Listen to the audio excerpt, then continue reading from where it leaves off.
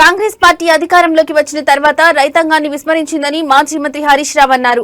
ఎన్నికల ముందు రైతులకు ఇచ్చిన వాగ్దానాలను అమలు చేయలేదన్నారు.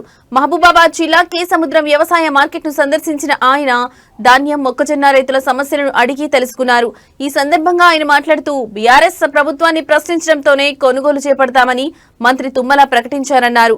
రాష్ట్రంలో రైతుల సమస్యలు రేవంత్ రెడ్డికి కనబడడం లేదని విమర్శించారు.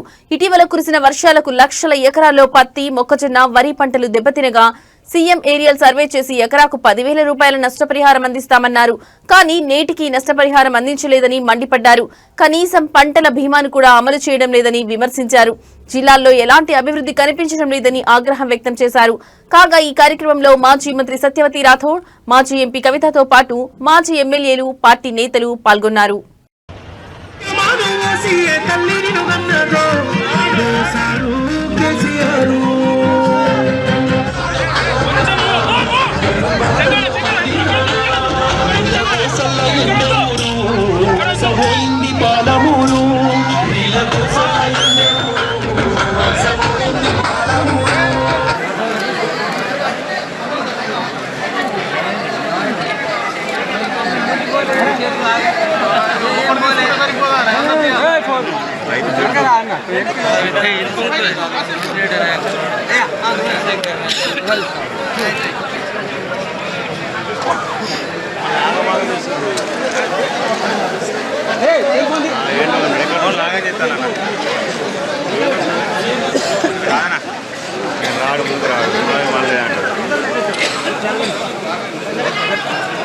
రమ్మంటారా ఆయన ముందు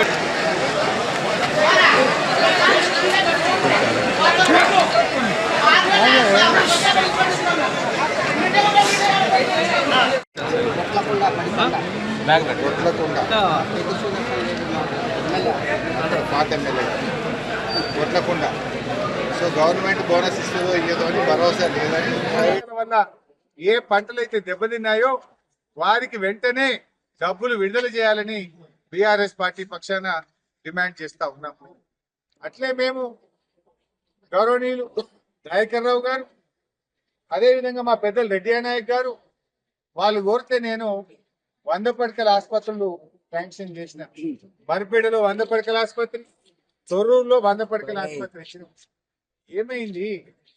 ఇలా ఇద్దరు డాక్టర్లే గెలిచిరు. మరి డాక్టర్లు గెలిచినా కనీసం గిది కూడా పట్టించుకోరా? ఇలా మరిపేడగా 100 పడకల ఆసుపత్రి ఆడనే ఆగిపోయింది. అదేవిధంగా తొర్రూరు 100 పడకల ఆసుపత్రి అతిగతి లేని పరిస్థితి ఉన్నది. మేము శాంక్షన్ చేసినా కూడా ఆ పనులు కూడా చేయించుకోరా అని అడుగుతా ఉన్న గౌరవ శాసనసభ్యులను. అదేవిధంగా పిహెచ్సి మా సత్యవతక్క ఆ రోజు అడిగితే నర్సింగిపేట పిహెచ్సి కానీ, పెద్దవంగర పిహెచ్సి కానీ 2 పిహెచ్సి శాంక్షన్ ఇచ్చిన. వాటి పనులు కూడా ఎక్కడేసి గొంగలిలాగా అక్కడిలాగా ఉంది. పెద్దవంగర పిహెచ్సి కానీ, నర్సింగిపేట పిహెచ్సి కానీ పనులు ముందుకు పోతున్న పరిస్థితి లేదు. ఇక పాఠశాలలు మన ఊరు మనబడి ఎంతో అద్భుతంగా జరిగింది. మన ఊరు మనబడి మొత్తం ఆగిపోయింది. పాఠశాలల్ని పట్టించుకునే పరిస్థితే లేదు. అయ్యా రేవంత్ రెడ్డి, నువ్వు కట్టే గురుకులాలు ఇప్పటి 2 ఏళ్ళు అయింది.